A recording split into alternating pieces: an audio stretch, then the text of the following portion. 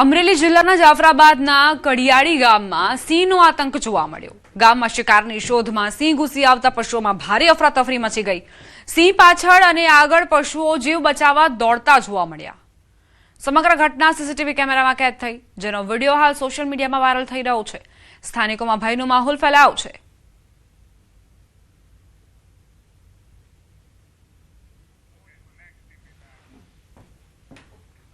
સુરત શહેરમાં રખડતા શ્વાનોનો મુદ્દો ફરી એકવાર ચર્ચાના કેન્દ્રમાં આવ્યો। સુરતના રિંગ રોડ વિસ્તારમાં આવેલી બેગમવાડીની તિરુપતિ માર્કેટમાં ખરીદી કરવા આવેલી મહિલાના માસૂમ બાળક પર રખડતા કૂતરાએ હુમલો કરતા સમગ્ર વિસ્તારમાં અફરાતફરીનો માહોલ સર્જાયો।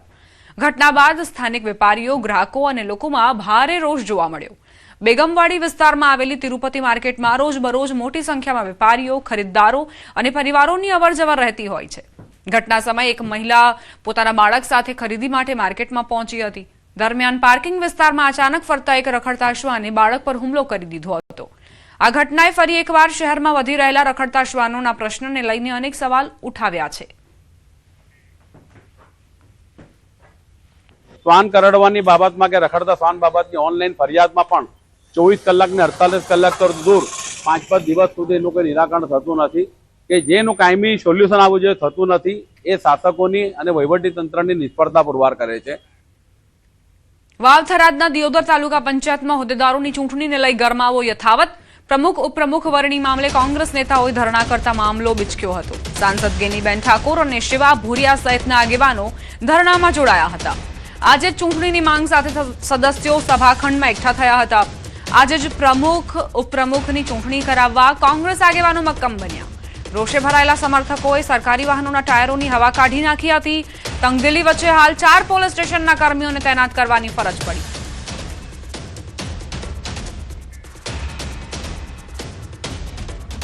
ક્યાંક ને ક્યાંક ભારતીય જનતા પાર્ટી લોકશાહીને માનતી નથી। એમના જે પદાધિકારીઓ હોય એ પણ લોકશાહીને માનતા નથી અને કોઈ પણ ભોગે આ તાલુકા પંચાયતની ચૂંટણીમાં કોંગ્રેસનો પ્રમુખ ને ઉપપ્રમુખ ન બેહે એના માટે કરીને એમણે આ કાવતરું કર્યું છે। મુલતવી રાખ્યું તો પણ એનું પ્રોસિડિંગ તો આપવું પડે। આ તો ખાલી હાજરી આપી બારોબાર નીકળી જાય એટલે તમે એક જાણે જોઈને આખી ચૂંટણીને પ્રભાવિત કરવામાં આવી છે અને એક લોકશાહી હત્યા આજે દિયોદર ખાતે કરવામાં આવી છે। અત્યારે આમાં ધરણા બાદ ચાલુ છે અને ચૂંટણી ગેરકાયદેસર ઈરાદાપૂર્વક ચૂંટણી આ મુલતવી રાખવાની જે કોશિશ કરી છે એ લોકશાહીનું ખૂન થઈ રહ્યું છે। પ્રોસિડિંગ પણ લઈ લીધું છે। હાઈકોર્ટમાં અમે ચૂંટણી અધિકારીને અમે હાઈકોર્ટમાં પીઆઈએલ દાખલ કરવાના છે અમારા સભ્ય દ્વારા અને અમે એમને છોડવાના નથી। અમે અધિકારીઓને વિનંતી કરીએ છીએ કે અમારો તમારી સાથે કોઈ દુશ્મનાવટ નથી, તમે ખોટા હાથા ના બનો। ખૂબ પ્રેશર આવતું કે તમે પાર્ટીમાં આવો, તમને આપશું પણ અમારા જે 12 મેમ્બર છે ને એક બંધ હતા, ક્યારે કોઈને રિપ્લાય પણ નથી આપ્યો। એમને સામું જોયું પણ નથી કે ભાઈ અમારે પક્ષમાંથી આવું બારે બંધ મેમ્બર હતા ને એટલે એમ નથી થયું નહીં। એટલે 27 તારીખ સુધી એમને ચૂંટણી થોડીક ફેલાઈને વેરીફાઈ કરી પણ અમારી પાર્ટીમાંથી ક્યારેય કશું થવાનું નથી। અમે 27 તારીખ સુધી તાલુકા પંચાયત છોડવાના નથી। ચૂંટણી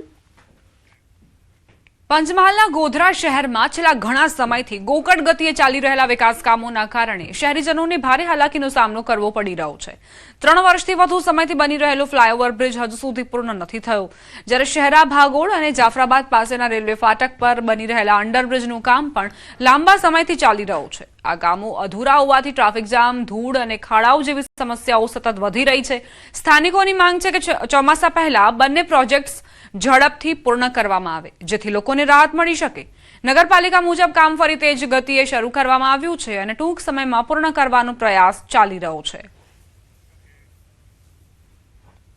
ખૂબ જ ગોકળ ગતિ ચાલે છે, કામમાં કોઈ ઝડપ નથી, જેના કારણે ટ્રાફિક સમસ્યાઓ ખૂબ જ ગંભીર બની છે અને રોડ પર ઘણા બધા ખાડાઓ છે। વાહન ચાલક તરીકે જે ખાડાઓ છે એમાં પટકાવવાની શક્યતા વધારે, જેના કારણે એક્સિડન્ટ થવાની અથવા તો જાનમાલનું નુકસાન અને શરીરને પગને નુકસાન થઈ શકતું હોય છે। છેલ્લા 3 માસથી તો બિલકુલ કામ બંધ છે, તો કયા કારણસર આ કામ અટકી રહ્યું છે તેની ખબર નથી પડતી, જેના લીધે વેપારીઓના ધંધા પડી ભાગ્યા છે। ટ્રાફિક ખૂબ જ જામ થતો હોવાથી કસ્ટમર ઉભા નથી રહેતા અને સીધા નીકળી જાય છે। માટે તંત્રને વિનંતી છે જેમ બને એમ વહેલું ફ્લાયઓવરનું કામ પૂર્ણ થાય તો અમારા ધંધા ફરીથી શરૂ થાય। રોજ આ બ્રિજ ઉપર ખાલી 2 થી 3 લોકલ મજૂરોને ઉપર ચડાવે છે અને 2-3 કલાક કામ કરાવે છે। તો અમારા બધા વેપારીઓની એક માગણી છે કે તાત્કાલિક ધોરણે આ જે કોન્ટ્રાક્ટર છે એને બ્લેકલિસ્ટ કરી અને સારું કામ કરનારો વધારે ફાસ્ટ કામ કરનારો કોન્ટ્રાક્ટરને કામ સોંપવું જોઈએ. આવનાર સમયમાં ચોમાસું ખૂબ જ સામે છે, ઉપર છે. આ સંજોગોમાં આ કામને તાત્કાલિક પૂર્ણ કરી અને પ્રજાને એના વપરાશ માટે સોંપવું જોઈએ. સરકાર અથવા વહીવટીતંત્ર આ કામ પૂર્ણ કરવામાં સજાગ નહીં થાય તો આવનાર સમયમાં નાગરિક હિતરક્ષક સમિતિ અને પંચમહાલ જિલ્લા કોંગ્રેસને પણ આ અંગે ઉગ્ર આંદોલન કરી.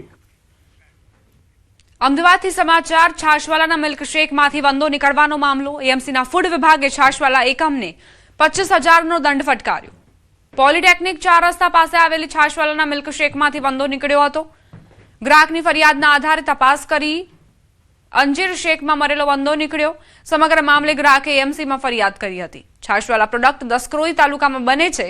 દસક્રોઈમાં આવેલી છાશવાલાની ફેક્ટરીમાં તપાસ થશે, જેના અનુસંધાને જિલ્લા આરોગ્ય વિભાગ ચેકિંગ કરવા માટે પત્ર લખાવશે.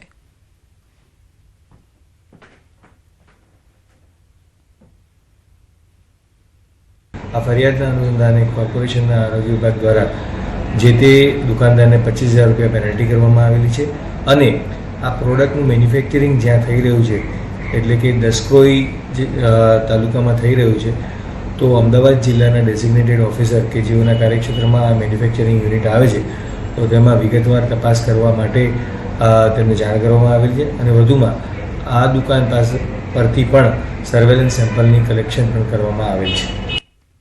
ગીર સોમનાથની જસાધાર રેન્જમાં વન્યપ્રાણી માટે પાણીના પોઈન્ટ કાર્યરત કરાયા.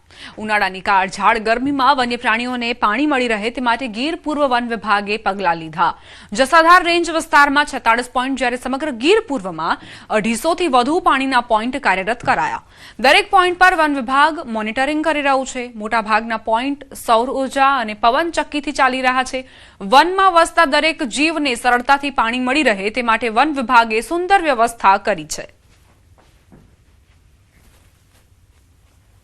ગીરપુર વન વિભાગ દ્વારા ઘણા બધા પાણીના પોઈન્ટ મેન્ટેન પણ કરવામાં આવી રહ્યા છે, નવા પોઈન્ટ ઊભા પણ કરવામાં આવી રહ્યા છે. ગીરપુર વન વિભાગમાં 250ના આજુબાજુ પાણીના પોઈન્ટ અત્યારે ચાલુ છે. આમાં મોટે ભાગે આપણી જો નવીન ઉર્જા છે, આપણી સૌર ઉર્જા છે, સોલર પાવર જેમને કહેવાય, સોલર આધારિત પાણીના પોઈન્ટો છે. એમને હારે હારે આપણે પવનચક્કી દ્વારા સંચાલિત પોઈન્ટો પણ છે અને અમુક વિસ્તારો જો દુર્ગમ છે અહીંયા ટેન્કર દ્વારા પાણી પણ ભરવામાં આવી રહ્યું છે. અમદાવાદ જિલ્લા પંચાયતોમાં સમાવિષ્ટ તાલુકા પંચાયતોની નવી વરણી પૂર્ણ થઈ છે. બાવળા તાલુકાને છોડીને 8 તાલુકા પંચાયતોમાં પ્રમુખ, ઉપપ્રમુખ, કારોબારી ચેરમેન, પક્ષના નેતા અને દંડકની નિમણૂક પ્રક્રિયા પૂર્ણ કરવામાં આવી. સાણંદ, ધોળકા, દસક્રોઈ, ધંધુકા, ધોલેરા, વિરમગામ, દેત્રોજ અને માંડલ તાલુકામાં નવા હોદ્દેદારોને જવાબદારીઓ સોંપાઈ. બાવળા તાલુકાની એક બેઠકમાં પેટા ચૂંટણી બાકી હોવાથી ત્યાં જાહેરાત હાલ મુલતવી રાખવામાં આવી છે. સાણંદ તાલુકા પંચાયત પ્રમુખ તરીકે મુક્તાબેન વાઘેલા અને ઉપપ્રમુખ તરીકે હેમરાજભાઈ ગોહિલની વરણી કરાઈ. તો ધોળકા તાલુકા પંચાયતમાં દશરથભાઈ મકવાણાને પ્રમુખ તરીકે અને રેણુકાબેન મસાણીને ઉપપ્રમુખ તરીકે જવાબદારી સોંપાઈ.